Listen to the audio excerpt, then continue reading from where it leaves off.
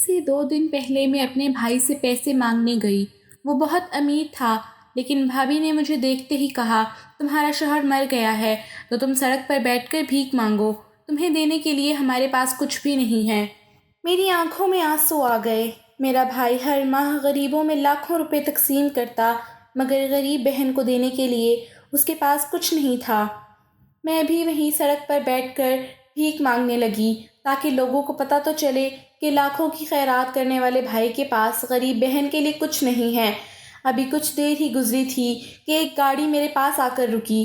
میں گھبرا کر وہاں سے کھڑی ہو گئی، لیکن گاڑی سے نکلتے ہوئے آدمی کو دیکھ کر میرا کلیجہ منہ کو آ گیا۔ میں وہاں سے بھاگنے لگی، لیکن میں اپنی پسند سے اسد سے شادی کر رہی تھی۔ وہ میرے ساتھ یونیورسٹی میں پڑھتا تھا اور مجھے پسند کرتا تھا، مگر گھر والوں کو اس رشتے پر کوئی اعتراض نہیں تھا۔ مگر میری بھابھی نے منہ بنایا ہوا تھا۔ وہ اس رشتے پر خوش نہیں تھیں، کیونکہ وہ میری شادی اپنے بھائی سے کروانا چاہتی تھیں۔ انہوں نے بہت کوشش کی کہ کسی طرح میری شادی اسد سے نہ ہو، مگر بھائی ہر طرح سے میرا ساتھ دے رہا تھا۔ اور پھر بھابھی کی ہار اور میری جیت ہو گئی۔ میں دلہن بن کر اسد کے گھر آ گئی۔ اسد نے مجھے ہاتھوں پر اٹھا کر رکھا۔ وہ میری ہر چھوٹی چھوٹی خواہش کو پورا کرنے کی کوشش کرتا۔ شادی کے کچھ عرصے بعد ہی اللہ نے ہمیں اپنے خاص انعام سے نوازا۔ میں ماں بننے والی تھی، اسد کو خوشی دینی تھی۔ وہ مجھے ہر وقت احتیاط برتنے کا کہتا، ہر وقت میرے ارد گرد یوں گھومتا جیسے میں کوئی قیمتی خزانہ ہوں۔ جب ہمارے گھر ایک ننھا سا فرشتہ آیا تو ہماری خوشیاں دوبالا ہو گئیں۔ ایک معصوم سا بیٹا جو اپنی ننھی ننھی حرکتوں سے ہمارے دلوں کو روشن کر گیا۔ اسد کی آنکھوں میں اپنے بیٹے کے لیے بے پناہ محبت دیکھ کر میرا دل مزید بھر آتا۔ وقت کے ساتھ ہمارے گھر میں مزید خوشیاں آئیں۔ ایک اور بیٹے اور پھر ایک بیٹی کی پیدائش نے ہماری خوشیوں کو 100 گنا کر دیا۔ میں اپنے 3 بچوں کے ساتھ مکمل ہو گئی تھی۔ ہماری زندگی میں اگر کوئی کمی تھی تو بس اتنی کہ ہم چاہتے تھے کہ اپنا کاروبار مزید بڑھائیں۔ اسد کے خواب بڑے تھے۔ وہ چاہتا تھا کہ وہ اپنے بچوں کو وہ سب کچھ دے جس کا وہ حق رکھتے ہیں۔ اسی خواہش نے اسے دبئی جانے پر آمادہ کیا۔ وہ کہتا تھا کہ چند سال کی محبت کے بعد ہم ایک ایسا مستقبل بنا لیں گے جہاں ہمارے بچے کسی کمی کا شکار نہیں ہوں گے۔ مجھے یاد ہے جب اسد دبئی روانہ ہوا تھا، میں نے اپنے دل کو سمجھایا تھا کہ یہ فاصلہ وقتی ہے۔ ہر شام میں اس کی آواز سن کر خود کو تسلی دیتی کہ سب ٹھیک ہے۔ وہ ہمیشہ ہنستا ہنستا کہتا، فاطمہ بس تھوڑا سا صبر کرو، پھر ہم سب ہمیشہ کے لیے ایک ساتھ ہوں گے۔ میں بھی دل ہی دل میں یہ وعدہ کرتی کہ ہر حال میں اس کا انتظار کروں گی۔ میں نہیں جانتی تھی کہ جو گھر محبت سے بھرا تھا وہ عنقریب ویرانی کا شکار ہو جائے گا۔ میں اپنے 3 بچوں کے ساتھ خوشی خوشی اپنے شوہر کے لوٹنے کا انتظار کر رہی تھی، لیکن تقدیر میرے لیے کچھ اور ہی لکھ چکی تھی۔ اسد کے دبئی جانے کے بعد زندگی کا رنگ ہی بدل گیا تھا۔ پہلے پہل تو فون کالز پر گھنٹوں باتیں ہو جاتی، بچے بھی ابا کی آواز سن کر خوش ہو جاتے۔ ہر ہفتے اسد کا پارسل آتا، بچوں کے لیے کھلونے، میرے لیے کچھ کپڑے، کبھی مہندی کی خوشبودار کونز، کبھی چھوٹے چھوٹے تحفے۔ میرے دل میں ایک عجیب سا سکون تھا۔ وہ کہتا تھا، فاطمہ یہ بس شروعات ہے، جلد ہی تمہیں اپنے پاس بلا لوں گا، اپنے ہاتھوں سے گھر سجائیں گے۔ میں خوابوں کی دنیا میں جینے لگی۔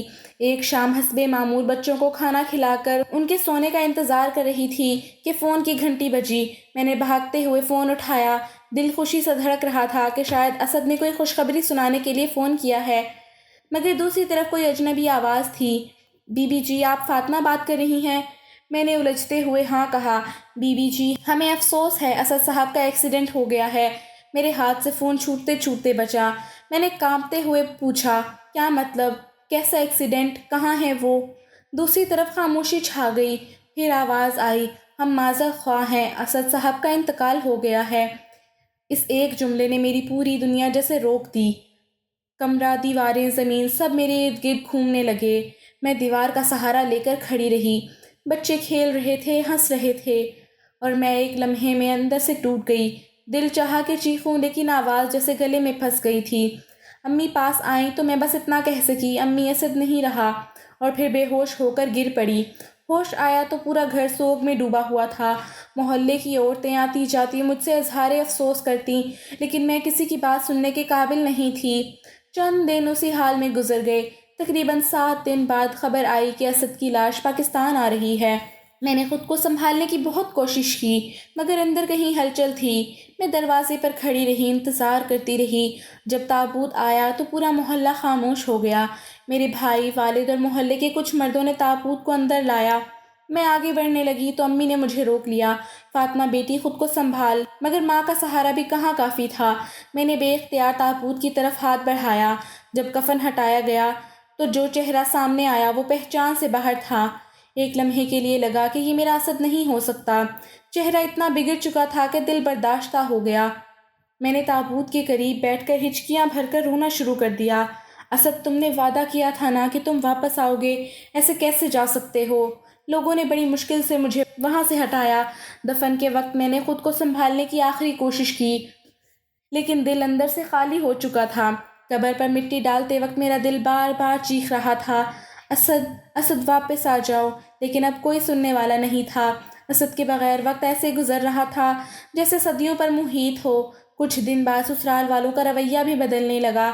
جہاں پہلے تسلی اور ہمدردی کے الفاظ تھے، اب وہاں الزام تراشی اور کڑوی باتیں تھیں۔ میں نے ہر بات پر چپ اختیار کر لی۔ میں جانتی تھی کہ اس وقت میرے بچے میرا اصل سہارا ہیں۔ ان کے لیے جینا تھا، ان کے لیے خود کو مضبوط رکھنا تھا۔ ایک شام میں بچوں کو کھانا کھلا رہی تھی کہ میری ساس میرے پاس آئیں اور کڑوا لہجہ اپناتے ہوئے بولیں، اگر تو ہمارے گھر نہ آتی تو میرا بیٹا آج زندہ ہوتا۔ تیری نحوست نے سب کچھ برباد کر دیا۔ میں نے چونک کر ان کی طرف دیکھا۔ دل چاہا کہ صفائی دوں، کہہ دوں کہ موت زندگی اللہ کے ہاتھ میں ہے، لیکن میری زبان بند ہو گئی۔ میں نے نظریں جھکا لیں اور چپ چاپ اپنے بچوں کی پلیٹوں میں کھانا ڈالتی رہی۔ سچ یہ تھا کہ اس وقت میرے پاس الفاظ ہی نہیں تھے۔ ایک دن ساس نے محلے کی چند عورتوں کو بلا لیا۔ میں کمرے میں بیٹھی بچوں کو لوری دے رہی تھی کہ باہر سے آوازیں آنے لگیں۔ دیکھا، جب سے یہ لڑکی آئی ہے تباہی ہی تباہی ہے۔ پہلے سسر فالج میں مبتلا ہوئے، اب بیٹا مر گیا۔ اللہ بچائے ایسی بہو سے۔ میں دروازے کی اوٹ میں کھڑی سنتی رہی۔ دل چاہا کہ چیخ چیخ کر کہوں، موت تو اللہ کے حکم سے آتی ہے، لیکن چپ رہی۔ بچوں کی طرف دیکھا تو دل خود بخود صبر کی طرف جھک گیا۔ میں جانتی تھی کہ میرا ہر عمل ان کے لیے تھا، ہر آنسو، ہر خاموشی، ہر برداشت صرف ان کے لیے تھی۔ ایک دن ساس نے حد کر دی۔ میں برتن دھو رہی تھی کہ میرے پاس آ کر میرے ہاتھ سے برتن چھینتے ہوئے بولی، جا اپنے کپڑے اٹھا اور نکل جا، تیرا سایہ بھی برداشت نہیں ہے ہمیں۔ میں نے ہاتھ جوڑ کر کہا، امی کہاں جاؤں گی، بچے کہاں جائیں گے؟ وہ غصے سے چلائیں، جہاں مرضی جا، پر ہمارے گھر میں نہیں۔ اسی وقت محلے کی چند عورتیں بھی آ گئیں۔ سب نے مل کر میرا تماشا بنایا۔ ایک نے کہا، یہی تو منحوس ہے، پہلے اپنے سسر کو بیمار کیا، پھر شوہر کو مار ڈالا۔ میں نے آنکھیں بند کر لیں۔ الفاظ میرے اندر تیر بن کر گھس رہے تھے مگر زبان پر ایک حرف نہ آیا۔ بچوں نے جب دیکھا کہ میں رو رہی ہوں تو وہ میرے قریب آ کر لپٹ گئے۔ میرا بیٹا بولا، امی ہمیں کہاں لے جائیں گی؟ میں نے خود کو مضبوط کیا اور کہا، جہاں اللہ لے جائے وہاں چلیں گے۔ میں اپنی عدت اسد کے گھر میں پوری کرنا چاہتی تھی مگر میری ساس کی نیت کچھ اور تھی۔ چند دن بعد ساس نے مجھ پر آخری ضرب لگائی۔ ایک دوپہر کو جب میں ظہر کی نماز پڑھ رہی تھی، وہ میرے کمرے میں آئیں، میرے کپڑے پھینک دیے اور سخت لہجے میں بولیں، بس کر، نکل جا یہاں سے، جا اپنی نحوست کہیں اور لے جا۔ میں نے قرآن پاک کو ہاتھ لگا کر کہا، امی میں نے کوئی گناہ نہیں کیا، اللہ گواہ ہے، لیکن ان کے دل میں رحم کی کوئی جگہ نہیں تھی۔ میں نے کپڑے اٹھائے، بچوں کو تھاما اور باہر صحن میں آ گئی۔ محلے کے لوگ تماشا دیکھنے کے لیے کھڑکیوں اور دروازوں پر کھڑے تھے۔ میں نے نظریں جھکا لیں، اپنی عزت، اپنی تکلیف، اپنے خوابوں کو دل میں دفن کر کے گھر سے نکلنے لگی۔ ایک بزرگ عورت نے قریب آ کر کہا، بیٹی اللہ بڑا ہے، صبر کر۔ میں نے آنکھوں میں آنسو بھر کر ان کی طرف دیکھا اور چپ چاپ بچوں کو لے کر محلے کی گلیوں میں نکل گئی۔ مصیبت نے مجھے بے یار و مددگار چھوڑ دیا تھا، لیکن میں نے دل میں طے کر لیا تھا کہ ہار نہیں مانوں گی۔ اللہ دیکھ رہا ہے، اللہ میرا حساب لے گا۔ جب میں گھر سے نکلی تو دن کا وقت تھا، سورج سر پر دمک رہا تھا اور گلیوں میں عجیب سی خاموشی تھی، مگر کھڑکیوں کے پیچھے چھپے چہرے، دروازوں کے پیچھے لگی نظریں مجھے محسوس ہو رہی تھیں۔ میں نے اپنے بچوں کو ساتھ لیا، سامان مختصر تھا، بس ایک پرانی سی چادر میں لپٹا، چند جوڑے اور بچوں کا کچھ سامان۔ چند قدم چلنے کے بعد بچے تھکنے لگے۔ چھوٹی بیٹی میرے کندھے پر سر رکھ کر سو گئی تھی، بڑے دونوں لڑکھڑاتے قدموں سے میرے ساتھ چل رہے تھے۔ میں نے ایک پرانے سے درخت کے نیچے بیٹھنے کا سوچا، مگر وہاں بھی دو عورتیں بیٹھی تھیں جو میرے آتے ہی اپنی باتوں کا رخ میری طرف موڑ بیٹھیں۔ یہی ہے نا وہ بدقسمت ہاں سنا ہے شوہر کو بھی کھا گئی، اب بھائی کے در پر جائے گی۔ دیکھنا دروازہ بھی بند ہوگا۔ میرے اندر کچھ کچل سا گیا۔ میں نے بچوں کو سنبھالا اور دوبارہ چل پڑی۔ میں نے سڑک عبور کی۔ ایک ریڑھی والے نے مجھے دیکھا تو سر جھٹک کر بولا، اللہ کی پناہ، کچھ عورتیں خود اپنے نصیب پھوڑ لیتی ہیں۔ مجھے کوئی راستہ نظر نہیں آ رہا تھا۔ ہر طرف تماشائی، ہر طرف الزام۔ ایک کونے میں ایک پرانی عمارت کا سایہ نظر آیا۔ میں نے سوچا کہ کچھ دیر وہاں رک جاؤں تاکہ بچوں کو پانی پلا سکوں۔ سامنے سے ایک شناسا عورت آتی نظر آئی، محلے کی مائی رشیدہ، جس نے کبھی میرے ولیمے پر بڑھ چڑھ کر قصیدے پڑھے تھے۔ میں نے امید سے اس کی طرف دیکھا۔ وہ پاس آئی، میرے بچوں کو دیکھا اور افسوس سے سر ہلایا، مگر پھر ایک طرف ہو کر کہنے لگی، بیٹی لوگ باتیں کریں گے، اپنی عزت بچا کر چلی جا، یہاں تجھے کوئی جگہ نہیں دے گا۔ میں نے دھیرے سے سر ہلا کر شکریہ ادا کیا اور آگے بڑھ گئی۔ دل میں ایک ہی دعا تھی کہ اللہ کسی در کو میرے لیے کھول دے۔ چلتے چلتے مجھے یاد آیا کہ بھائی کا گھر زیادہ دور نہیں۔ ایک نئی امید پیدا ہوئی۔ میں نے بچوں کو تھام کر راستہ بدلا۔ قدم بھاری ہو چکے تھے، مگر دل میں تھوڑی سی روشنی تھی کہ شاید میرا بھائی میرا سہارا بنے۔ جب میں بھائی کے گھر کے سامنے پہنچی تو سانس پھول چکی تھی۔ بھائی کا گھر اب بھی ویسا ہی تھا، اونچی دیواروں اور بڑے گیٹ کے ساتھ۔ دروازے پر پہنچ کر میں نے دھڑکتے دل کے ساتھ دستک دی۔ تھوڑی دیر بعد نوکر باہر نکلا۔ اس نے مجھے پہچان لیا، مگر چہرے پر کوئی خوشی یا افسوس کا تاثر نہیں تھا۔ بس سوالیہ انداز میں بولا، کون چاہیے؟ میں نے دھیرے سے کہا، بھائی سے ملنا ہے۔ بتاؤ فاطمہ آئی ہے۔ نوکر نے کچھ لمحے توقف کیا، اندر گیا اور واپس آ کر بولا، بیگم صاحبہ کہتی ہیں بھائی صاحب سو رہے ہیں، بعد میں آنا۔ میری آنکھیں بھیگ گئیں۔ میں نے بچوں کی طرف دیکھا جو تھکے تھکے میرے ساتھ کھڑے تھے۔ میں نے پھر کہا، بس ایک بار کہہ دو، بہن باہر کھڑی ہے، جلدی نہیں، بس ایک جھلک دیکھنی ہے۔ تو نوکر اندر گیا، لیکن جب واپس آیا تو اس کی بات اور بھی کٹھور تھی۔ بیگم صاحبہ کہتی ہیں ہمیں تنگ نہ کرو ورنہ گارڈ کو بلا لیں گی۔ میری سانس اٹک گئی۔ جن ہاتھوں نے مجھے کبھی گڑیا لا کر دی تھی، آج انہی کے دروازے میرے لیے بند ہو گئے تھے۔ میں نے ہار نہ مانی، گیٹ پر بیٹھ گئی، بچوں کو سینے سے لگا کر آسمان کی طرف دیکھتے ہوئے اللہ سے دعا کرنے لگی۔ کچھ دیر میں بھابھی خود گیٹ پر آئیں، دروازے کا چھوٹا سا پٹ کھولا اور تیز لہجے میں بولیں، فاطمہ عزت سے واپس چلی جا، یہاں کوئی جگہ نہیں تیرے لیے۔ بھائی کے سر پر پہلے ہی بوڑھے ماں باپ کا بوجھ ہے، اب تیری ذمہ داری نہیں اٹھا سکتے۔ میں نے لرزتی آواز میں کہا، بھابھی میں کام کر لوں گی، گھر کے سارے کام کر دوں گی، بس ایک چھت دے دو، میرے بچوں کو یتیمی کے در در کی ٹھوکریں نہ کھانے دو۔ بھابھی نے طنزیہ ہنسی، ہنستے ہوئے کہا، یہی وقت تھا کہ تیرے تیور دیکھنے پڑتے تھے، آج ہاتھ جوڑنے آ گئی۔ معاف کر، یہاں تیری کوئی جگہ نہیں۔ اتنے میں اندر سے امی کی مدھم سی آواز آئی، کون ہے دروازے پر؟ میں نے فوراً کہا، امی میں ہوں، فاطمہ۔ بھابھی نے دروازے کی اوٹ میں ہو کر جواب دیا، کوئی مانگنے والی ہے۔ امی آپ فکر نہ کریں، اور پھر دروازہ زور سے بند کر دیا۔ میں پتھر ہو گئی، نہ چیخ سکی نہ رو سکی، صرف خاموشی میں ڈوبی رہی۔ بچے بھوک سے بلک رہے تھے۔ میں نے چھوٹے بیٹے کا سر سہلاتے ہوئے کہا، بیٹا تھوڑا صبر کرو، اللہ کوئی راستہ نکالے گا۔ گھنٹے 2 گھنٹے یوں ہی گیٹ کے باہر گزر گئے۔ کچھ محلے والوں نے مجھے دیکھ لیا۔ ایک عورت نے سرگوشی کی کہ کبھی جو راج کرتی تھی آج دروازے پر بیٹھی ہے، وقت کا کیا بھروسہ۔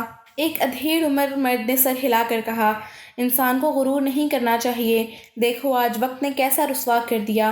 میں نے اپنی چادر کو مضبوطی سے لپیٹ لیا، بچوں کو قریب کیا اور اٹھ کھڑی ہوئی۔ دروازے پر آخری بار نظریں ڈالیں، دروازہ اب بھی بند تھا، اور دروازے کے پیچھے وہ چہرے چھپے تھے جن سے میں نے محبت کی تھی، جن پر اعتبار کیا تھا۔ میں نے قدم پیچھے ہٹائے، سڑک پر نکلی۔ نہ کوئی منزل تھی نہ کوئی راستہ، بس بچوں کا ہاتھ تھامے آگے بڑھتی گئی۔ ہر قدم میرے اعتبار کو توڑتا جا رہا تھا، ہر لمحہ میری ہمت کو آزما رہا تھا۔ ایک موڑ پر ایک پرانی دکان نظر آئی جس کا چھوٹا سا سائبان نکلا ہوا تھا۔ میں نے سوچا یہاں کچھ دیر بیٹھ جاؤں، بچوں کو بھی تھوڑی چھاؤں مل جائے گی۔ وہاں بیٹھتے ہی ایک بوڑھی فقیرنی نے پاس آ کر کہا، بیٹی یہ دنیا تماشا دیکھتی ہے، اپنے رب سے مانگ وہی در کھولے گا۔ میں نے دل سے آمین کہا۔ بوڑھی عورت نے اپنی پوٹلی میں سے ایک خشک روٹی نکال کر میرے ہاتھ میں دی۔ بچوں کے لیے جیسے خزانہ مل گیا۔ میں نے وہ روٹی 3 حصوں میں بانٹی۔ بچوں نے چھوٹے چھوٹے ہاتھوں سے روٹی تھام کر کھانا شروع کیا۔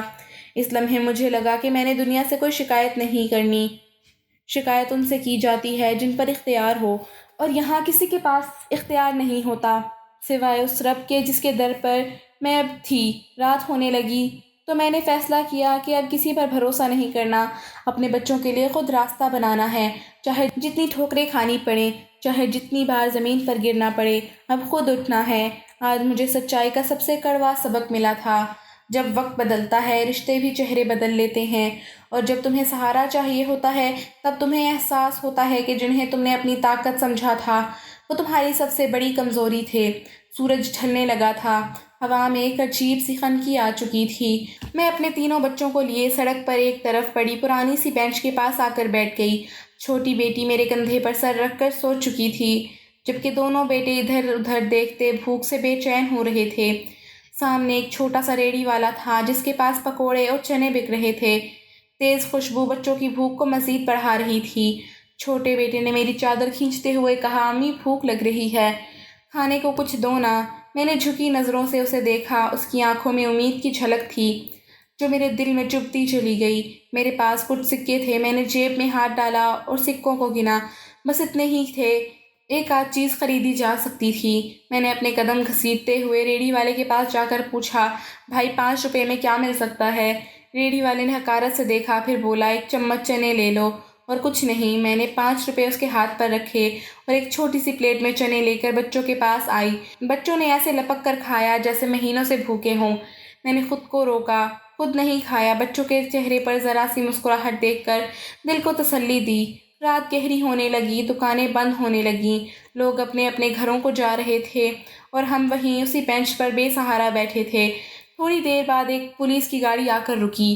ایک سپاہی اترا، ہمارے پاس آیا اور سخت لہجے میں بولا، یہاں بیٹھنے کی اجازت نہیں ہے، ہٹو یہاں سے۔ میں نے لجاجت سے کہا، صاحب رات گزارنے دو، صبح چلے جائیں گے۔ سپاہی نے ہاتھ اونچا کر کر کہا، یہاں سب کو رہنے دو تو سڑکیں بھر جائیں، دفع ہو جاؤ۔ میرے پاس کوئی اور راستہ نہ تھا۔ میں نے بچوں کو اٹھایا، چھوٹی کو گود میں لیا اور پھر سڑک پر چلنا شروع کر دیا۔ سڑکیں سنسان تھی، ہر قدم میرے لیے پتھر جیسا بھاری تھا۔ کچھ دور ایک پل کے نیچے کچھ مزدوروں کا ایک گروہ نظر آیا۔ میں نے سوچا کہ شاید وہاں کچھ دیر سایہ مل جائے۔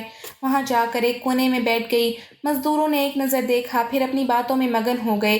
ایک بوڑھے مزدور نے ترس کھا کر ایک پرانی دری ہماری طرف پھینکی اور کہا، لے بہن، بچوں کو اس پر بٹھا دے، زمین ٹھنڈی ہے۔ میں نے شکریہ ادا کیا اور دری بچھا کر بچوں کو سلا دیا۔ کچھ دیر بعد ایک عورت اپنے 3 بچوں کے ساتھ وہاں آئی۔ اس کے کپڑے بھی پھٹے ہوئے تھے مگر آنکھوں میں ایک عجیب سی چمک تھی۔ وہ میرے پاس بیٹھتے ہوئے بولی، ادھر نہیں آئی ہو کیا؟ میں نے ہاں میں سر ہلایا۔ اس نے کہا، یہی ہماری دنیا ہے بہن، سڑکیں، پل اور چھاؤں، جہاں مل جائے بس وہیں گھر۔ اس عورت نے اپنی پوٹلی سے 2 سوکھی روٹیاں نکالی اور ایک میرے سامنے رکھ دی۔ لے بہن، بھوکی ہوگی، بانٹ لے اپنے بچوں کے ساتھ۔ میں نے انکار کرنا چاہا مگر اس نے زبردستی روٹی میری طرف بڑھا دی۔ میں نے بے بسی سے شکریہ ادا کیا اور بچوں کے منہ میں نوالے دینے لگی۔ آج پہلی بار میں نے جانا کہ بھوک کی شدت انسان کی عزت نفس کو کیسے رون دیتی ہے۔ رات کے آخری پہر ایک کتا پاس آ کر بھونکنے لگا۔ بچے ڈر کر مجھ سے لپٹ گئے۔ میں نے ہاتھ سے کتے کو دور بھگایا۔ ایک مزدور نے کہا، بہن، سڑک پر رات گزارنے والے کا سب سے پہلا دشمن یہی جانور ہوتے ہیں، احتیاط کرنا۔ صبح کی پہلی کرن نے کچھ بھی نیا نہیں بدلا۔ سڑکیں وہی تھیں، ہوا وہی تھی، صرف میرے اندر ایک فیصلہ پختہ ہو چکا تھا، اب میں بھیک مانگنے سے بھی نہ شرماؤں گی۔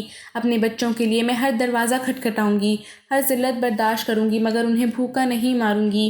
میں نے بچوں کو تیار کیا، بڑی بیٹی کے بال باندھے، چھوٹے بیٹے کو جھاڑا اور چھوٹی کو گود میں لیا۔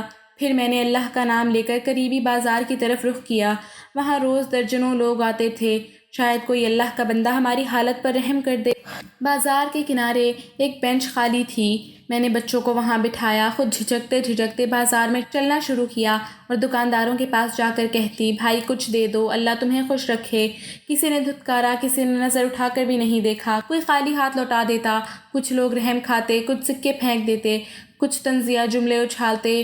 پیشہ ور بھکارنیں بڑھ گئی ہیں۔ آج کل جوان عورتیں مانگنے نکلیں گی تو یہی ہوگا۔ میرے قدم کانٹے چبھتے راستے پر تھے مگر اب دل سخت ہو چکا تھا۔ دن ڈھلنے تک جتنے پیسے اکٹھے ہوئے ان سے 2 وقت کی روٹی کا بندوبست کیا۔ بچوں نے کھانا کھاتے ہی مسکرا کر میری طرف دیکھا۔ اس ایک لمحے نے میری ساری تھکن اتار دی۔ بازار کے کنارے ایک کونے میں بیٹھے کئی دن ہو گئے تھے، اب تو وہاں کے دکاندار اور گاہک میرے بچوں سمیت مجھے پہچاننے لگے تھے۔ صبح سویرے جب بازار کھلتا میں بچوں کو ساتھ لیے ایک طرف بیٹھ جاتی۔ میں بچوں کو ساتھ لیے ایک طرف بیٹھ جاتی اور اپنی جھکی ہوئی نظریں لیے لوگوں کے سامنے ہاتھ پھیلا دیتی۔ کچھ لوگ اپنی مصروفیت میں مجھے نظر انداز کر دیتے، کچھ چند سکے ڈال دیتے اور کچھ طنزیہ نگاہوں سے دیکھ کر ہنستے۔ ایک دن جب میں ہاتھ پھیلائے کھڑی تھی، ایک نوجوان جوڑا میرے قریب سے گزرا۔ لڑکی نے سرگوشی میں کہا، دیکھا کیسی بناوٹی شکل بنائی ہوئی ہے، ہاتھ میں بچے اٹھا رکھے ہیں تاکہ ترس آئے۔ لڑکے نے ہنس کر کہا، یہی کاروبار ہے آج کل، آسان کمائی۔ میرے کانوں میں یہ الفاظ تیر کی طرح پیوست ہو گئے۔ میں نے اپنی چادر کو مضبوطی سے اوڑھ لیا اور نظریں نیچے کر کے بیٹھ گئی۔ ان کی باتوں کا جواب دینے کا حوصلہ مجھ میں نہیں تھا۔ بچوں کی بھوک اور مجبوری میری زبان کو بند کر چکی تھی۔ دھوپ تیز ہو رہی تھی، چھوٹے بیٹے نے پانی مانگا۔ میں نے ارد گرد نظر دوڑائی تو سامنے ایک ٹھیلے پر پانی کی بوتلیں دکھائی دیں۔ میں نے جیب میں ہاتھ ڈالا تو سکے اکٹھے کیے تھے، ان میں سے چند بچے ہوئے تھے۔ ہچکچاتے ہوئے پانی کی ایک بوتل خریدی۔ تینوں بچوں نے وہ پانی ایسے پیا جیسے کئی دنوں سے پیاسے ہوں۔ بازار میں ایک چھوٹا سا ہوٹل تھا، اکثر وہاں کے ملازمین کھانا بچا ہوا مجھے دے دیتے تھے۔ میں دل ہی دل میں ان کی شکر گزار تھی۔ ایک دن ہوٹل کے مالک نے مجھے قریب بلایا، بی بی یہ جگہ سڑک کے کنارے ہے، یہاں سے اٹھ جاؤ، گاہک بدظن ہو جاتے ہیں۔ میں نے ہاتھ جوڑ کر کہا، صاحب میں کسی کے سامنے بیٹھ کر بھیک نہیں مانگتی، بس ایک کونے میں بیٹھی ہوں۔ مگر اس نے سختی سے کہا، بات سمجھ لو ورنہ پولیس بلا لوں گا۔ میں نے خاموشی سے بچوں کو اٹھایا اور بازار کے دوسرے کونے میں جا بیٹھی۔ ہر جگہ ہر انسان کا دل اتنا بڑا نہیں ہوتا کہ کسی کی مجبوری کو سمجھے۔ کبھی کوئی امیر عورت بڑی شان سے اپنی شاپنگ کرتی اور میرے پاس سے گزرتے ہوئے ناک سکوڑتی۔ ایک دن ایک خاتون نے اپنے بچے کو میرے قریب سے گزرتے ہوئے سختی سے کھینچ لیا اور کہا، یہ لوگ گندے ہوتے ہیں، دور رہو ان سے۔ میرا دل چاہا کہ کہوں کہ غربت گندگی نہیں ہوتی، مگر الفاظ گلے میں اٹک گئے۔ میں نے سر جھکا لیا۔ کبھی کبھار کوئی نرم دل والا آ جاتا، کچھ کھانے کو دے جاتا۔ ایک دن ایک بزرگ آدمی قریب آیا، اس نے ایک پرانی روٹی اور کچھ سکے میرے ہاتھ پر رکھتے ہوئے کہا، بیٹی اللہ تیرے حال پر رحم کرے، ہمت نہ ہارنا۔ میں نے آنکھوں میں نمی کے ساتھ شکریہ ادا کیا۔ ایسے لمحے میری بکھری ہوئی ہمت کو تھوڑا تھوڑا جوڑ دیتے تھے۔ بازار کے ایک کونے میں سبزی فروش بھی بیٹھتے تھے۔ ایک دن جب میں وہاں سے گزری، ایک سبزی فروش نے آواز دی، بی بی لے جا کچھ بچے ہوئے ٹماٹر، سالن بنا لینا۔ میں نے خوشی خوشی شکریہ کہا اور وہ خراب حال ٹماٹر اٹھا لیے۔ یہ چھوٹے چھوٹے سہارے میری زندگی میں بڑی نعمت تھے۔ بچوں کا حال دن بدن خراب ہوتا جا رہا تھا، کبھی بخار، کبھی کھانسی۔ میں نے کوشش کی کہ کسی دوا خانے جاؤں، مگر دوائیاں خریدنے کے پیسے کہاں سے آتے۔ میں نے خود ہی جڑی بوٹیوں سے علاج کرنے کی کوشش کی، کبھی ٹھیک ہو جاتے تو کبھی دوبارہ بیمار ہو جاتے۔ دن ایسے ہی گزر رہے تھے، کبھی امید کی کرن، کبھی مایوسی کی چادر۔ لیکن میں نے خود سے عہد کر لیا تھا کہ بچوں کے لیے ہر ذلت سہوں گی، ہر زخم برداشت کروں گی، مگر انہیں بھوکا نہیں مرنے دوں گی۔ بازار کی سڑکوں پر بیٹھے بیٹھے مجھے ہفتے گزر چکے تھے۔ اب لوگوں کے چہرے پر ایک ہی نظر میں سمجھ آ جاتا تھا کہ کون محض تماشا دیکھنے آیا ہے اور کون واقعی دل میں ہمدردی رکھتا ہے۔ مگر پھر بھی میں صبح سے شام تک اسی امید میں بیٹھی رہتی کہ کسی دن کوئی معجزہ ہوگا۔ ایک شام جب بازار بند ہو چکا تھا اور سڑک پر اندھیرا پھیلنے لگا تھا، میں نے بچوں کو سنبھالا اور چل پڑی۔ سردی بڑھنے لگی تھی اور کھلے آسمان کے نیچے رات گزارنا اب مزید مشکل ہو رہا تھا۔ چھوٹی بیٹی کا بخار بڑھ گیا تھا، اس کا چھوٹا سا جسم میرے کندھے پر پڑا رہتا۔ وہ کبھی ہلکی سی سسکاری مارتی، کبھی کانپتی۔ چلتے چلتے میری نظر ایک ویران دکان پر پڑی۔ دروازہ ٹوٹا ہوا تھا اور اندر کچرے کے ڈھیر لگے تھے، مگر چاروں طرف دیواریں تھیں اور چھت بھی تھی۔ میں نے اللہ کا شکر ادا کیا کہ کم از کم بارش اور ٹھنڈی ہوا سے بچاؤ کا انتظام ہو سکتا تھا۔ میں نے چادر سے کچرے کو ایک طرف دھکیلا، کچھ خالی کارٹن پڑے تھے، انہیں بچھا کر بچوں کو لٹایا۔ چھوٹی بیٹی کو گود میں لے کر سہلانے لگی۔ دونوں بیٹے بھی تھکن سے نڈال ہو کر وہیں ایک طرف ہو گئے۔ میں نے اپنے پھٹے ہوئے دوپٹے کو لپیٹ کر ان کے اوپر ڈال دیا تاکہ سردی سے بچ سکیں۔ رات بھر میں نے جاگتے جاگتے بیٹی کا ماتھا چھوا۔ بخار کم ہونے کا نام ہی نہیں لے رہا تھا۔ نہ کوئی دوا تھی، نہ کسی ڈاکٹر تک پہنچنے کی ہمت۔ ایک بار دل میں آیا تھا کہ کسی ہسپتال کے سامنے جا کر بیٹھ جاؤں، مگر بغیر پیسے کے وہاں کوئی حال پوچھتا بھی نہیں۔ صبح فجر کے وقت چھوٹے بیٹے نے روتے ہوئے کہا، امی بھوک لگ رہی ہے۔ میں نے اپنے خالی دامن کی طرف دیکھا۔ پچھلے دن جمع کیے گئے چند سکے بھی ختم ہو چکے تھے، کوئی کھانے کو چیز نہ تھی۔ میں نے اسے پیار سے اپنے ساتھ لپیٹ کر کہا، بیٹا آج کچھ اچھا کھانے کو ملے گا، وعدہ۔ یہ وعدہ صرف امید دینے کے لیے تھا، حقیقت سے بہت دور دن نکلا تو میں نے فیصلہ کیا کہ کچھ نہ کچھ کما کر لانا ہے۔ میں بچوں کو وہیں چھوڑ کر قریبی ہوٹلوں اور دکانوں پر کام مانگنے چلی گئی۔ ہر جگہ ایک ہی جواب ملا، کام والی چاہیے مگر اچھی حالت والی، گندگی والے کپڑوں میں تو کوئی اپنے گھر آنے نہیں دیتا۔ میں خاموشی سے لوٹ آئی، دکان کے کونے میں بیٹھ کر بچوں کو دیکھتی رہی۔ چھوٹی بیٹی کا جسم اب بھی تپ رہا تھا، دل چاہتا تھا کہ خود کو نوچ لوں مگر صبر کے سوائے کوئی راستہ نہیں تھا۔ دھوپ تیز ہوئی تو میں نے دکان کے سامنے ایک کپڑا بچھا کر مانگنا شروع کر دیا۔ کچھ لوگ گزرے، کسی نے 5 روپے پھینکے، کسی نے 1-2 بسکٹ رکھ دیے۔ میں نے جلدی سے وہ سکے سنبھالے، شام ہوتے ہی تھوڑی سی دال اور 2 روٹیاں خریدیں۔ بچوں کے سامنے جب رکھا تو ان کی آنکھوں میں خوشی دیکھ کر لگا جیسے دنیا کی ساری دولت میرے پاس آ گئی ہو۔ وہ ننھے ہاتھوں سے دال میں روٹی ڈبو ڈبو کر کھاتے رہے۔ میں خود بھی 1-2 نوالے لے کر رک گئی تاکہ زیادہ کھانے کے لیے بچوں کے پاس ہی ہو۔ اسی دوران ایک دن وہاں کے ایک سبزی والے نے مجھے بلایا۔ بی بی کل سے کچھ بچی ہوئی سبزیاں دے دیا کروں گا، تم خود سالن بنا لینا۔ میں نے دعا کرتے ہوئے کہا اللہ خوش رکھے آپ کو۔ یہ چھوٹے چھوٹے احسان میرے دل کو تھوڑا سا سکون دیتے تھے۔ ہر رات اسی ویران دکان میں لوٹتی، بچوں کو گود میں لے کر ان کے ساتھ لیٹ جاتی اور آنے والے کل کے لیے اللہ سے دعا کرتی۔ کبھی کبھی دکان کے پاس سے کوئی امیر گاڑی گزرتی، اندر بیٹھے بچے مزے سے کھاتے ہنستے، میرے بچے حسرت بھری نظروں سے انہیں دیکھتے، لیکن میں جلدی سے ان کی توجہ ہٹانے کی کوشش کرتی۔ دیکھو ہم بھی ایک دن گاڑی میں گھومیں گے انشاءاللہ۔ بڑا بیٹا معصومیت سے کہتا امی کب؟ میں ہلکی سی مسکراہٹ کے ساتھ جواب دیتی جلد ہی، بس صبر کرو۔ دن پر دن گزرتے جا رہے تھے، چھوٹی بیٹی کی حالت بگڑتی جا رہی تھی۔ ایک دن اچانک وہ بے ہوش ہو گئی۔ میں گھبرا کر اسے اٹھائے قریبی دواخانے کی طرف بھاگی۔ وہاں ڈاکٹر نے ایک نظر دیکھا اور بولا بخار پرانا ہو چکا ہے، دوا اور ڈرپ کی ضرورت ہے، پیسے ہیں؟ میرے چہرے کی بے بسی دیکھ کر اس نے کندھے اچکا دیے۔ معذرت بہن، بغیر پیسوں کے علاج نہیں ہو سکتا۔ میں نے واپس دوڑتے ہوئے سوچا یہ دنیا پیسے کی ہے، محبت، ہمدردی، سب باتیں کتابوں میں رہ گئی ہیں۔ واپس دکان پر آ کر بیٹھی تو زمین پر لٹایا، رات بھر جاگ کر اس کا ماتھا سہلاتی رہی۔ اللہ کا شکر تھا کہ اگلی صبح وہ ذرا بہتر ہو گئی۔ کمزوری اب بھی تھی مگر آنکھیں کھل گئی تھیں۔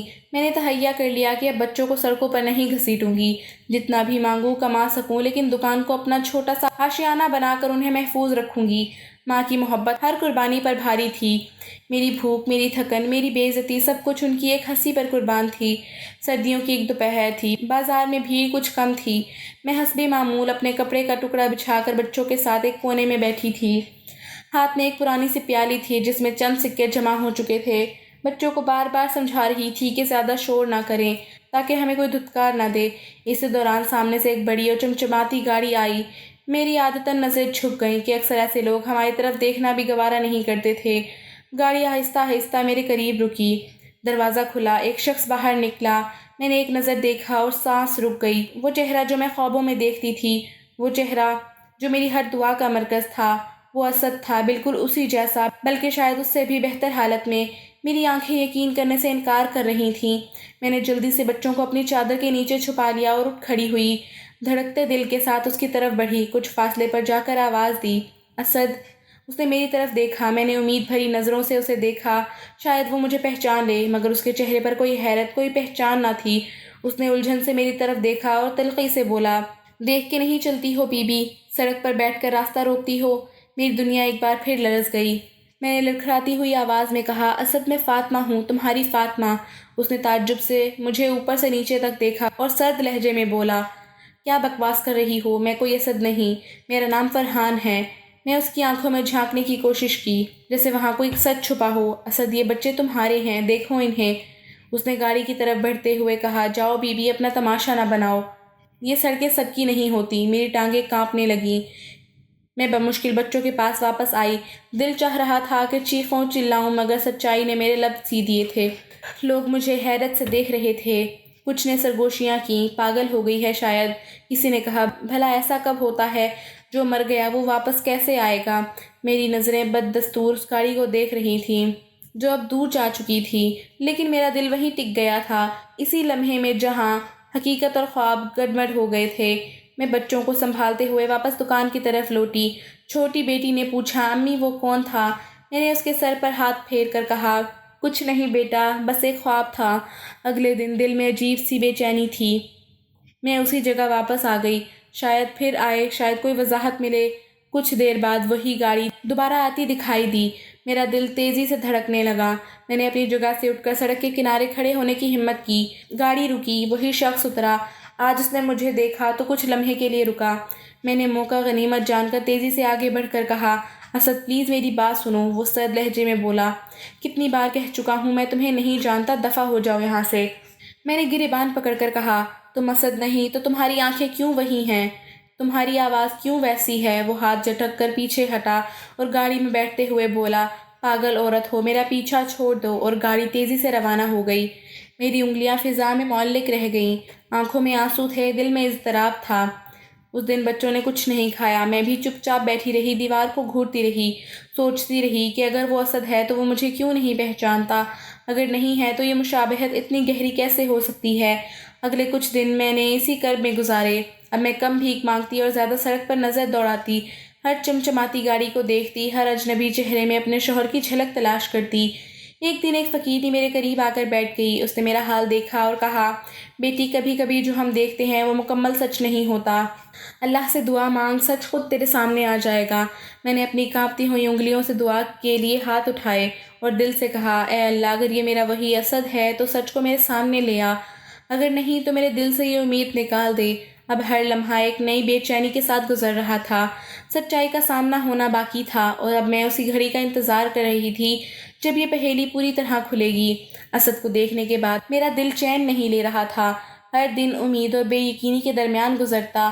میں جانتی تھی کہ جو میں نے دیکھا وہ کوئی فریب نہیں تھا، مگر اس کا انکار، اس کی بے رخی مجھے اندر سے توڑ رہی تھی۔ پھر بھی میں نے ہار نہیں مانی۔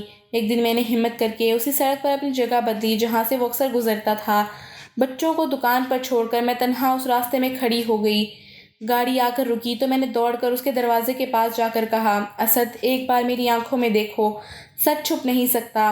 اس نے بیزاری سے کہا، کتنی بار کہہ چکا ہوں میں اسد نہیں ہوں، فرحان ہوں، اپنی عزت کا کچھ خیال کرو، دفع ہو جاؤ یہاں سے۔ میں نے کہا، اگر تم اسد نہیں ہو تو کیوں میری روح تمہیں پہچان رہی ہے؟ کیوں میرے دل کو یقین ہے کہ تم میرے وہی اسد ہو؟ اس کے چہرے پر ایک لمحے کو الجھن ابھری، مگر فوراً سنبھل گیا۔ اس نے دروازہ بند کیا اور گاڑی آگے بڑھا لی۔ میں دھول میں لپٹی کھڑی رہ گئی۔ بچوں کی معصوم نظریں اب سوال کرنے لگی تھیں کہ کیوں میں روز خالی امید لے کر واپس آ جاتی ہوں۔ 2 دن بعد اسی سڑک پر عجیب واقعہ ہوا۔ میں نے اسے ایک پرانی کتابوں کی دکان کے باہر کھڑے دیکھا۔ وہ کسی کتاب کو غور سے دیکھ رہا تھا۔ میرے قدم خود بخود اس طرف بڑھنے لگے۔ اچانک دکان والے نے ایک پرانی اردو کتاب اس کے ہاتھ میں دی۔ جیسے ہی اس نے کتاب کھولی، ایک تصویر نکلی۔ اس تصویر میں میں تھی اور اسد تھا، ہماری شادی کے دن کی تصویر۔ میں دور کھڑی سب دیکھ رہی تھی۔ اسد کی آنکھیں تصویر پر جم گئیں، اس کے ہاتھ کانپنے لگے، چہرے پر حیرت، درد اور الجھن ایک ساتھ پھیل گئی۔ میں نے ہچکچاتے ہوئے کہا، دیکھا، یہ تم ہو اور یہ میں ہوں۔ وہ چونک کر میری طرف دیکھنے لگا۔ اب کی بار اس کی نظریں خالی نہیں تھیں۔ یہ میں ہوں۔ اس کی آواز بھاری ہو گئی۔ ہاں اسد، تم میرے شوہر ہو، تم میرے بچوں کے باپ ہو۔ وہ پیچھے ہٹ کر دیوار سے ٹک گیا۔ اس کا چہرہ پسینے سے بھیگ گیا۔ مجھے کچھ یاد نہیں آ رہا، پر یہ تصویر، یہ چہرہ۔ وہ بڑبڑانے لگا۔ میں نے قریب ہو کر آہستہ سے کہا، تمہیں سب یاد آ جائے گا، بس آنکھیں بند کرو، دل سے سنو۔ اس نے آنکھیں بند کی۔ کچھ لمحے ایسے گزرے جیسے دنیا تھم گئی ہو، پھر اس کے ہونٹوں پر لرزتی ہوئی سرگوشی آئی، فاطمہ۔ میں نے آنسو زد کرتے ہوئے کہا، ہاں میں فاطمہ ہوں، تمہاری فاطمہ۔ اسد نے آنکھیں کھولیں۔ اب اس کی آنکھوں میں اجنبیت نہیں تھی، پہچان تھی۔ میں یاد کر رہا ہوں، ایک حادثہ تھا، فون میں لت پت تھا میں۔ وہ بولتے بولتے رک گیا۔ میں نے دھیرے سے کہا، ہاں اسد، تم دبئی گئے تھے، وہاں حادثہ ہوا۔ اس نے تھر تھام لیا۔ مجھے ہوش آیا تو میں کسی اجنبی گھر میں تھا، ایک بڑا سا بنگلہ۔ ان لوگوں نے کہا کہ میں ان کا بیٹا ہوں۔ میں نے اپنے آپ کو آئینے میں دیکھا تو پہچان نہ سکا، چہرہ بگڑ گیا تھا، میری آنکھیں چھلکنے لگیں۔ وہ بولتا رہا، ان کا اصل بیٹا حادثے میں مر گیا تھا، اور شاید میرا چہرہ اتنا مسخ ہو گیا تھا کہ شناخت ممکن نہیں ہو رہی تھی۔ انہوں نے مجھے اپنا بیٹا مان لیا۔ میں بھولا ہوا تھا، میں نے خود کو ان کا سمجھ لیا۔ میں نے آنسو صاف کرتے ہوئے کہا، مگر دل نے تمہیں نہیں بھلایا اسد، دل نے تمہیں میری طرف کھینچ ہی لیا۔ اسد دیوار سے ٹیک لگائے کھڑا رہا۔ فاطمہ، میں تمہیں اور اپنے بچوں کو بھول گیا تھا۔ میرا دل بے چین ہوتا تھا، مگر سمجھ نہ پاتا تھا کہ کیوں۔ اب سمجھ آیا کہ ادھورا کیوں تھا۔ وہ زمین پر بیٹھ گیا، میں پاس آ کر بیٹھ گئی۔ ہم دونوں کے بیچ بے آواز سسکیاں تھیں، درد کا ایک خاموش سمندر تھا۔ اسد نے میری طرف دیکھا اور کہا، مجھے معاف کر دو فاطمہ، میں نہیں جانتا تھا کہ میرے بھولنے سے تم پر کیا بیتی ہے۔ میں نے ہلکی آواز میں کہا، میں نے کبھی تم سے شکایت نہیں کی، بس تمہارے واپس آنے کی دعا کی تھی۔ اللہ نے میری دعا سن لی۔ وہ بچوں کی طرف دیکھنے لگا۔ میری گود میں بیٹی سو رہی تھی، یہ میرے بچے ہیں؟ وہ سرگوشی میں بولا۔ ہاں، تمہاری اولاد، تمہاری امانت۔ اس نے بیٹی کے ماتھے پر بوسہ دیا جیسے کھوئی ہوئی دنیا دوبارہ پالی ہو۔ سچائی کا بوجھ ہلکا ہو چکا تھا، راز کھل چکا تھا۔ میں نے دل ہی دل میں شکر ادا کیا کہ تقدیر چاہے جتنے پیچ لڑا لے، سچ ہمیشہ اپنی راہ ڈھونڈ ہی لیتا ہے۔ جب راز کھلا اور اسد کو سب کچھ یاد آیا تو ہم دونوں ایک لمبے وقت کے بعد ایک دوسرے کے سامنے یوں بیٹھے تھے جیسے صدیوں کی دوری ایک لمحے میں ختم ہوئی ہو۔ اسد نے بچوں کو گود میں اٹھایا، ان کے چہرے دیر تک دیکھتا رہا جیسے ہر نقش کو دل میں محفوظ کر لینا چاہتا ہو۔ پھر میری طرف دیکھ کر بولا، فاطمہ، اب تمہیں اس سڑک پر ایک پل بھی نہیں بیٹھنا پڑے گا۔ اس رات وہ ہمیں اپنے ساتھ لے کر ایک چھوٹے سے ہوٹل میں ٹھہرا۔ صاف بستر، گرم کھانا، بچوں کے چہروں پر مسکراہٹ اور میرے دل میں بے یقین سا سکون۔ اسد رات بھر جاگتا رہا، کبھی بچوں کو دیکھتا، کبھی مجھ سے سوال کرتا کہ میرے بغیر وہ کیسے جیے، اور میں ہر سوال پر خاموشی سے آنسو بہاتی رہی۔ صبح ہوتے ہی اسد نے کہا، اب وقت ہے سچ کا سامنا کرنے کا۔ میں نے کوئی سوال نہیں کیا، بس خاموشی سے اس کا ساتھ دیا۔ گاڑی میں بیٹھتے ہوئے اسد نے ایک نظر پیچھے دکان کی طرف ڈالی جہاں میں نے مہینوں پناہ لی تھی۔ فاطمہ، میں یہ قرض کبھی نہیں چکا سکتا جو تم نے میرے بچوں کے لیے چکایا۔ میں نے دھیرے سے کہا، یہ قرض نہیں تھا، محبت تھی۔ گاڑی سیدھا اسی محلے کی طرف گئی جہاں میرا پرانا سسرال تھا۔ راستے میں اسد کا چہرہ سخت ہو چکا تھا۔ دروازے پر پہنچ کر اس نے کال بیل دی۔ دروازہ کھلا تو سامنے میری ساس کھڑی تھی۔ اس نے اسد کو دیکھتے ہی چیخ مار دی، اسد، میرا بیٹا زندہ ہے! پورا گھر اکٹھا ہو گیا۔ سسر لڑکھڑاتے قدموں سے آئے، ہاتھ بڑھا کر کہا، بیٹا تو زندہ ہے، تو کہاں تھا؟ اسد نے ان کے ہاتھ نہیں تھامے، وہ 2 قدم پیچھے ہٹا اور سرد لہجے میں بولا، جس دن میری لاش کو بغیر پہچانے دفن کر دیا تھا اس دن مجھے مار دیا گیا تھا۔ ساس اور سسر ایک دوسرے کا منہ دیکھنے لگے۔ اسد نے میری طرف اشارہ کرتے ہوئے کہا، یہ وہی فاطمہ ہے جسے تم نے میری موت کا ذمہ دار ٹھہرایا، عدت میں گھر سے نکالا، بچوں سمیت در در بھٹکنے پر مجبور کیا۔ ساس نے آگے بڑھ کر روتے ہوئے کہا، بیٹا غصے میں تھے، دکھ میں تھے، معاف کر دے۔ اسد نے ٹھنڈی سانس لے کر کہا، معاف کرنا آسان ہے، بھول جانا مشکل ہے۔ تمہیں معاف کر دیا، مگر فاطمہ کا دکھ، بچوں کی بھوک اور وہ سڑکوں پر گزارے دن کبھی نہیں بھول سکتا۔ پورا محلہ دروازے پر اکٹھا ہو چکا تھا، ہر کوئی حیرت سے دیکھ رہا تھا۔ ایک عورت نے سرگوشی کی، دیکھا وقت کیسا بدلا؟ دوسری نے کہا، حق پر تو فاطمہ ہی تھی۔ ساس نے ہاتھ جوڑ کر کہا، بیٹا واپس آ جا، گھر سنبھال لے۔ اسد نے سختی سے کہا، یہ گھر اب میرے لیے قبر سے کم نہیں، میں اپنی فاطمہ اور بچوں کو دوبارہ اس جہنم میں نہیں لاؤں گا۔ ہم وہاں سے نکلے تو اگلا راستہ میرے بھائی کے گھر کا تھا۔ میں نے ڈرتے ڈرتے کہا، اسد چھوڑ دو، جانے دو، مگر اسد نے نرمی سے کہا، نہیں فاطمہ، جو تکلیف انہوں نے دی ہے اس کا سامنا ضروری ہے۔ بھائی کے گھر پہنچے تو دروازہ بجایا، نوکر نے دروازہ کھولا، ہمیں دیکھ کر ساکت رہ گیا۔ بھابھی پیچھے سے آئیں، پہلے مجھے دیکھا پھر اسد کو، اور چہرہ سفید ہو گیا۔ اسد نے کہا، بلاؤ بھائی کو۔ بھائی باہر آئے، مجھے اور بچوں کو دیکھا، نظریں جھکا لیں۔ اسد نے سخت لہجے میں کہا، جب یہ بہن بھیک مانگتی سڑکوں پر بیٹھی تھی تب تم نے ایک بار بھی دروازہ کھول کر نہ دیکھا، آج دیکھ لو وقت بدل گیا ہے۔ بھابھی نے روکھے لہجے میں کہا، ہمیں کیا پتا تھا کہ تم زندہ ہو، ہم تو اپنے آپ کو مصیبت سے بچا رہے تھے۔ اسد نے طنزیہ مسکراہٹ کے ساتھ کہا، مصیبت سے بچنے کے چکر میں انسانیت کھو دی۔ بھائی نے بمشکل کہا، معاف کر دو فاطمہ، غلطی ہو گئی۔ میں نے اپنی نظریں جھکا لیں۔ اسد نے میرا ہاتھ تھام کر کہا، فاطمہ معاف کر سکتی ہے، مگر جو وقت گیا، جو زخم لگے، وہ کبھی نہیں بھولے جا سکتے۔ پوری گلی میں سرگوشیاں ہو رہی تھیں، کسی کو یقین نہیں آ رہا تھا کہ وہی فاطمہ جو کل تک سڑکوں پر تھی آج پھر سے سر اٹھا کر کھڑی تھی۔ اسد نے بچوں کو گاڑی میں بٹھایا اور میری طرف دیکھ کر کہا، اب ہم نئی زندگی شروع کریں گے، ایک ایسی جگہ جہاں تمہیں اور بچوں کو کبھی ماضی کی تکلیف یاد نہ آئے۔ گاڑی کے شیشے سے میں نے آخری بار ان گلیوں کو دیکھا جہاں میں نے اپنی زندگی کی سب سے بڑی آزمائش جھیلی تھی۔ اب میرے دل میں کوئی نفرت نہ تھی، بس ایک تھکی ہوئی سی خاموشی تھی۔ معافی دینا عظمت تھی، میں جانتی تھی، مگر ان زخموں کو بھول جانا آسان نہیں تھا جو اپنوں نے دیے تھے۔ نئی زندگی کی شروعات آسان نہیں تھی، مگر اسد نے ہر ممکن کوشش کی تھی کہ مجھے اور بچوں کو وہ وقت بھلا سکے جو ہم نے اذیت میں گزارا تھا۔ ہم نے ایک صاف ستھرا نیا گھر لیا، شہر کے ایک اچھے علاقے میں بچوں کے لیے اسکول کا بندوبست کیا۔ میں نے پہلی بار زندگی میں یہ محسوس کیا کہ اب میرے سروں پر کوئی چھت ہے جہاں سے تانوں کے پتھر نہیں برسیں گے۔ اسد نے کاروبار کو سنبھالا اور دن رات محنت کی۔ وہ اکثر کہتا، فاطمہ، جو وقت تم نے گزارا میں اسے کبھی نہیں مٹا سکتا، لیکن جو وقت آنے والا ہے اسے ضرور خوبصورت بنا سکتا ہوں۔ میں مسکرا کر سر ہلا دیتی۔ بچوں کی خوشیاں اب میری زندگی کی سب سے بڑی دولت بن چکی تھیں۔ ہمارے آس پاس لوگ ہمیں عزت کی نگاہ سے دیکھتے تھے، اب کوئی تحقیر نہیں، کوئی طنز نہیں۔ بازار میں جاتے تو لوگ سلام کرتے، نئے محلے میں ہمیں عزت ملی، سکون ملا، لیکن کہیں دل کے کسی کونے میں وہ پرانے زخم اب بھی تازہ تھے جو کبھی کبھی رات کے سناٹے میں ہرے ہو جاتے۔ ایک دن چھوٹے بیٹے نے اسکول سے آ کر کہا، امی آج میری ٹیچر نے کہا کہ ہم اپنے ہیروز پر مضمون لکھیں۔ میں نے کہا میری ہیرو میری ماں ہے۔ میں نے اسے سینے سے لگا لیا۔ اس کی ایک بات نے میرے دل کی ساری تھکن اتار دی۔ کبھی کبھی تنہائی میں بیٹھ کر ماضی کو سوچتی، وہ لمحے جب میں سڑک کے کنارے بیٹھے اپنے بچوں کو سینے سے لگائے آسمان کی طرف دیکھتی تھی، وہ نظروں کے سامنے آ جاتے۔ وہ دن جب میں بھائی کے دروازے پر کھڑی تڑپ رہی تھی، وہ سب کچھ آج بھی میرے اندر کہیں دفن تھا۔ ایک دن اسد نے کہا، فاطمہ کیا تم کبھی ان کو معاف کر سکو گی جنہوں نے تمہیں تنہا چھوڑ دیا؟ میں نے دھیرے سے جواب دیا، معاف کرنا سیکھ لیا ہے مگر بھولنا شاید زندگی بھر نہ سیکھ پاؤں۔ یہ سچ تھا، محبت اور صبر نے مجھے مضبوط بنایا تھا، اللہ پر یقین نے مجھے تھامے رکھا تھا، مگر دل کے زخم کبھی مکمل نہیں بھرے تھے۔ وہ تکلیفیں اب میرے کردار کا حصہ بن چکی تھیں، میری مسکراہٹ کے پیچھے چھپی رہتی تھیں۔ ایک دن محلے کی چند عورتیں ہمارے نئے گھر ملنے آئیں۔ ان میں سے ایک نے جھجکتے ہوئے کہا، فاطمہ بہن، اللہ نے تمہیں عزت دی، ہمیں افسوس ہے کہ ہم نے تمہاری حالت میں تمہیں پہچانا نہیں۔ میں نے مسکرا کر کہا، کبھی کبھی وقت انسانوں کے چہرے بے نقاب کرتا ہے، اللہ سب کچھ دیکھ رہا ہوتا ہے۔ ہم انسانوں کی نظروں سے بچ سکتے ہیں مگر اللہ کی نظر سے نہیں۔ محفل میں خاموشی چھا گئی۔ میں جانتی تھی کہ ان کے دلوں پر شرمندگی کی ایک تہ جم گئی ہے۔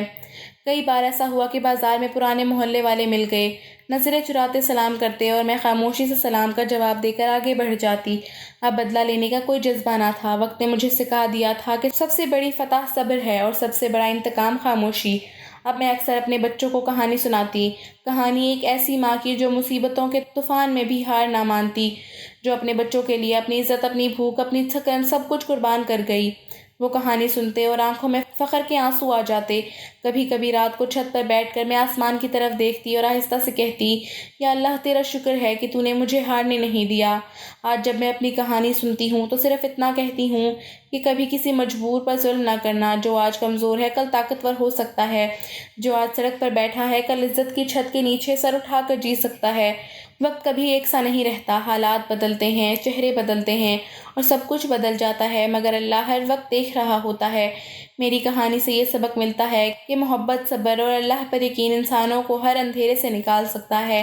کبھی کسی کی مجبوری کو اپنی جیت نہ سمجھو، کیونکہ حقیقت میں سب کچھ اللہ کے ہاتھ میں ہے اور اللہ کبھی ظالموں کو معاف نہیں کرتا۔